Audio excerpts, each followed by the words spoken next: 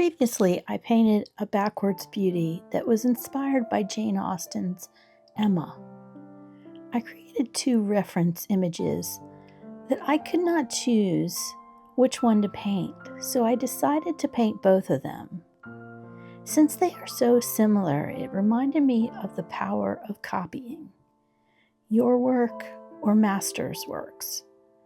So this week, I'm working on the second painting and also sharing with you 5 reasons you should consider copying.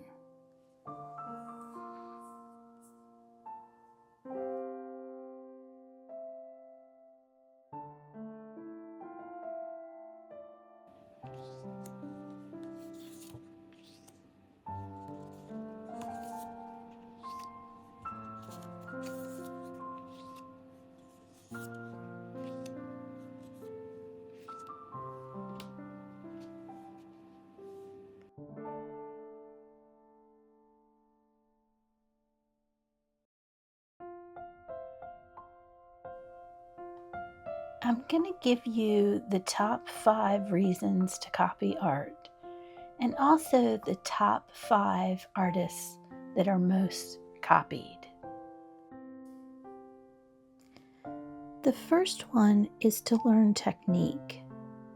When you copy a master's work, you get an inside look at their decision making, their brushwork, their color choices, and composition.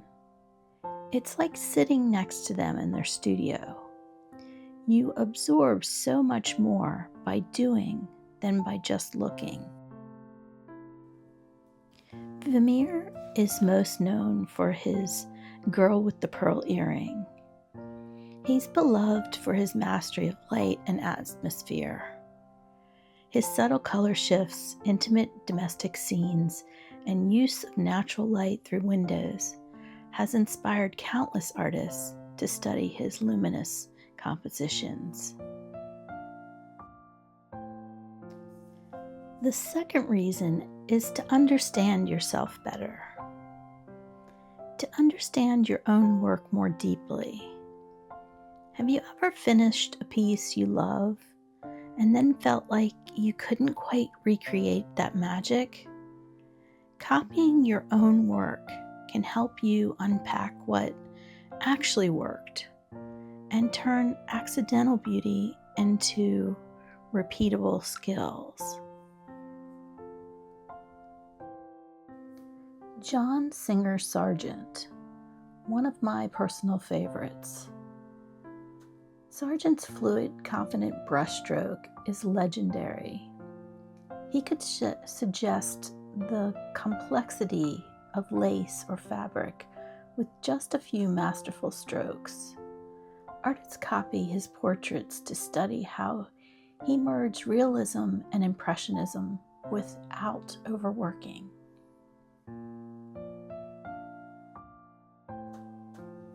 The third reason you should copy is to build muscle memory. There's something meditative and strengthening about repeating a process. It trains your hands and your eyes and even your sense of timing. Think about it. Athletes practice drills all the time. Artists can do the same.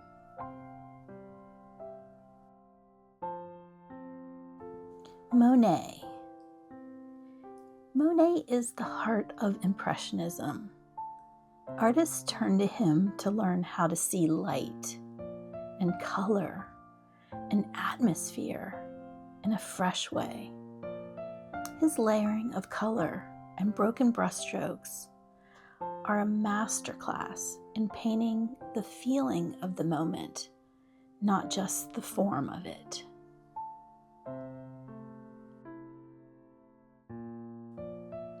Number 4, filling your creative well. When you're feeling stuck or uninspired, copying can take the pressure off. You're still creating, but with less mental load, and that can make space for new ideas to sneak in. Van Gogh, famous for so many, but Starry Nights and Sunflowers are some of his really famous paintings. Van Gogh's emotional intensity and bold use of color are irresistible. His paintings are full of movement and texture and feelings. Copying his work helps artists loosen up and explore emotional power of expressive mark making.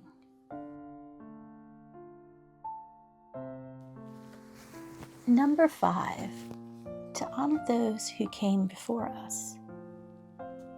Copying a master is a form of reverence. It connects you to a lineage of artists through our history. It reminds us that we are part of something bigger and that we all learn from someone. Da Vinci. Leonardo was a master of composition, anatomy, and expression.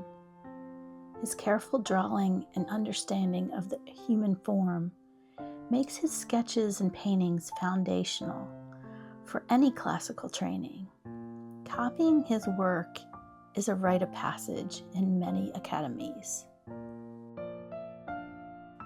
What did I learn from painting Emma and Jane? The first painting taught me that I had the wrong colors on my palette for skin tones that I needed. I had a gray-brown, which made my skin tones a bit muddy. I was using a color called sepia, which I love, but it would have been better for me to use raw umber or burnt sienna. The skin tones I wanted were very warm. I kept trying to fix them, and after a while, I just was pushing paint around. I really love the way the light falls across her dress, and I think it's my favorite part about the painting. So with the second painting, I knew I wanted to improve on the skin tones. Another thing I wanted to work on was the hair.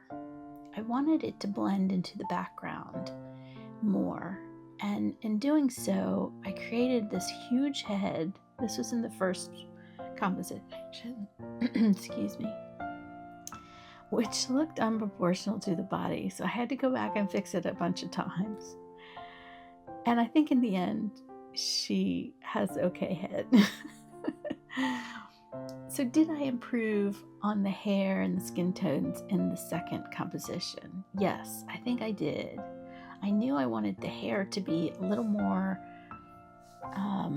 brown orange because the tone of the frame that I'm putting it in is in that color wood. So I accomplished that, and I think it blends into the background brown pretty well. The skin tone, I really liked the new skin tones, and I had a much easier time blending the colors. I will say that I did mix most of my colors beforehand because I really wanted to take my time and get the colors close before I even put them on the canvas.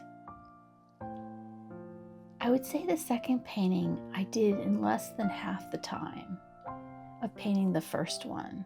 So I was definitely drawing on my first-hand knowledge of what colors to put where and what tones I needed. Something I don't like about the second one, or something that I need to improve, is I think the shadows need more depth. So once the first layer dries, I will go back in and tone the canvas. And if that doesn't do it, then I will work on the individual shadows to deepen them and get it to where I want it to be. After putting in the texture of the background, which was in the reference photo on the second composition, I decided to take it out because it was just too distracting. I used to have this rule. I would never copy anything I already painted. I felt like it was a waste of time. The second one always felt like a runner-up and never as good as the first. But after learning about the benefits of copying and how many artists use it to improve their work, I decided to give it a try and have embraced it, or at least I'm trying to. A fun fact for you: Bob Ross did not improvise his paintings on The Joy of Painting, his television show. He always had a reference painting, often a more detailed version that he used as a guide while filming. He would paint a version of the painting before the show and use that as a reference while painting on camera, and then sometimes create a third, more detailed version for his instructional books. And a fun fact about me is that I have several of his brushes, and I love them. If you ever come across a Bob Ross brush, which they do sell, or they used to sell at Michael's, pick one up because you won't be disappointed.